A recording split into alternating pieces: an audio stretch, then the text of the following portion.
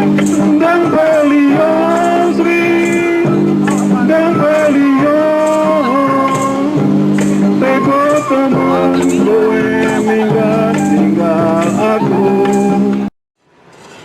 Selamat siang, Assalamualaikum warahmatullahi wabarakatuh.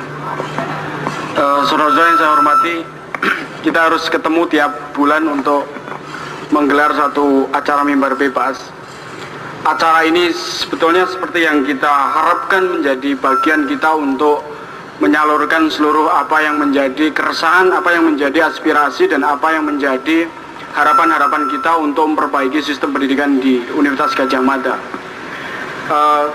Di dalam sistem pemilihan rektor sebetulnya menjadi penting untuk kita soroti karena sejauh ini pemilihan rektor yang dilakukan dengan cara-cara politik oligarki yang direpresentasi melalui senat akademik dan majelis wali amanah ternyata seringkali melahirkan kecenderungan distorsi karena harapan-harapan yang diinginkan dari warga kampus itu seringkali tidak terpenuhi. Kalau kita mau sedikit membandingkan apakah perguruan tinggi itu bisa menjadi ukuran dari proses demokratisasi, sebetulnya secara teoritis juga bisa dijelaskan bahwa perguruan tinggi sebagai institusi pendidikan bagian dari masyarakat sipil, dia harus juga mencerminkan praktek demokrasi sekurang-kurangnya dari sisi nilai, sekurang-kurangnya dari sisi visi untuk mengembangkan universitas itu bagi basis peradaban. Nah, kita juga bisa membuat sebuah perbandingan, misalnya kalau orang desa saja bisa menyelenggarakan satu pemilihan lurah secara langsung, kemudian pemilihan BPD, dan kemudian juga pemilihan bupati dan juga lembaga-lembaga negara yang lain. Apakah mungkin sebetulnya Universitas Gadjah Mada bisa kita terapkan dengan cara-cara seperti itu di mana berbeda secara kelembagaan? Kalau kita tinjau dari sisi kelembagaan mungkin berbeda, tapi dari sisi value, dari sisi nilai sebetulnya ini tidak bertentangan, justru harus berjalan secara sinergis. Mengapa seorang pemimpin di dalam universitas perlu untuk dipilih secara demokratis? Karena seorang pemimpin yang dipilih secara demokratis, dia akan membawa aspirasi warga kampus itu dalam suasana yang juga demokratis. Selama ini kita tahu bahwa legitimasi majelis wali amanah itu cukup rendah karena lembaga ini dipilih secara top down, tidak mencerminkan dari proses demokratisasi itu sendiri. Maka Anda bisa lihat bahwa policy-policy yang muncul nanti dari eksekutif cenderung tidak memperhatikan khalayak banyak. Saya sedikit membuat sebuah review mengenai kecenderungan universitas kita ini. Ada gejala birokratisasi pengetahuan. Sejak universitas ini masuk menjadi institusi BHMN, maka ada kecenderungan dosen-dosen itu diperlakukan sebagai seorang produsen pengetahuan dan melayani mahasiswa sebagai konsumen. Persis perusahaan di mana mahasiswa itu yang disuruh untuk membayar mahal, maka dosen-dosen diharuskan oleh manajer-manajer kampus untuk melayani mahasiswa itu sesuai dengan kebutuhan seorang atau khalayak konsumen itu. Pertanyaannya adalah apakah model pasar dengan transaksi kepentingan antara konsumen dan produsen itu mencerminkan civilizing proses keberadaban dalam sebuah institusi pendidikan tinggi? Ini patut dipertanyakan.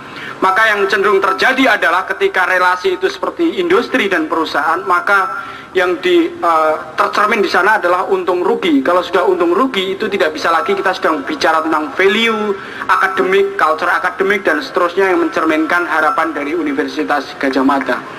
Saya harus menyampaikan ini karena ada kecenderungan gejala pragmatisasi di kalangan dosen maupun di kalangan mahasiswa, karena pragmatisasi itu efek dari proses industrialisasi pendidikan. Dan kalau sudah seperti ini, maka ukuran proses pembelajaran itu yang baik jika dosen itu bisa membuat sebuah struktur pengajaran sesuai dengan kebutuhan sekedar mahasiswa, padahal mahasiswa itu mindsetnya dibentuk oleh industri pendidikan itu sendiri.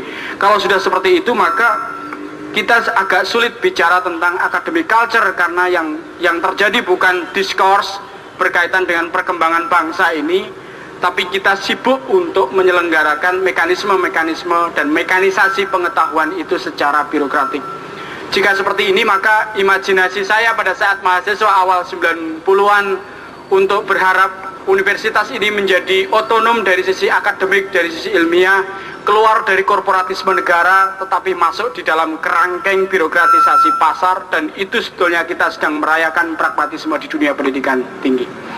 Saya akan terus-menerus akan berteriak untuk mengingatkan itu, betapapun mungkin 1 tahun ini tidak akan pernah berhasil atau dalam jangka pendek tidak berhasil, tapi mimbar bebas seperti ini akan bisa menjadi academic investment, investasi akademik bagi kita untuk terus-menerus saling mengingatkan. Dengan cara seperti inilah diskurs untuk mengembangkan intelektualitas akan berkembang.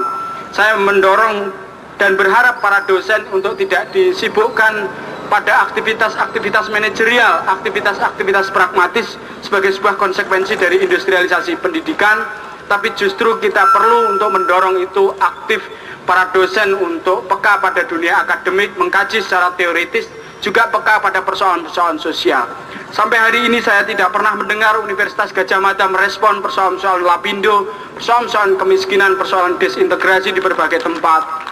Padahal itu adalah soal-soal yang hari-hari kita diskusikan di dalam kelas, tetapi statement akademik yang itu merepresentasi institusi tidak pernah ada. Jika demikian terjadi, maka cita-cita kita untuk melahirkan Universitas Gadjah Mada itu sebagai inspirasi bagi perubahan sosial di Indonesia akan semakin merosot. Tetapi di antara sekian banyak masalah itu, saya ingin juga mendorong kepada mahasiswa untuk senantiasa peka. Yang kita tuntut sekarang adalah bukan sekedar mengembangkan kultur komplain, tapi juga mahasiswa senantiasa kritis untuk produktif, tidak masuk dalam mainstream kapitalisasi pendidikan. Berharap dengan cara seperti inilah maka Universitas Gadjah Mada tetap akan menjadi bagian dari proses perubahan ke arah yang lebih baik. Ketika para dosen mengkritik, para intelektual mengkritik, banyak DPR yang tidak beres bertindak, banyak birokrat Pemda yang tidak beres, dan universitas juga selalu mengkritik kebijakan-kebijakan nasional yang tidak dianggap beres. Mari juga kita refleksikan ke dalam, karena dengan cara seperti itulah refleksi akan melahirkan gagasan-gagasan yang jernih. Kita harus saling mengingatkan. Saya akan percaya bahwa mimbar bebas ini akan kita lakukan terus-menerus, dan kita tidak harus memiliki nafas seperti seorang pelari sprinter, tapi kita butuhkan nafas pelari maraton, di mana kita harus terus-menerus menjaga nafas reformasi, nafas perbaikan ini demi Universitas Gadjah Mada yang kita cintai. Selamat berjuang, dan kita terus berjuang demi Universitas Gadjah Mada. Assalamualaikum warahmatullahi wabarakatuh. Dan beliau Sri, dan beliau aku lorong pikirku onone-one. Dan beliau Sri, dan beliau teko teman gue minggat tinggal aku. Yen pancene Sri kowe eling aku, dan baliyo aku kangen setengah mati.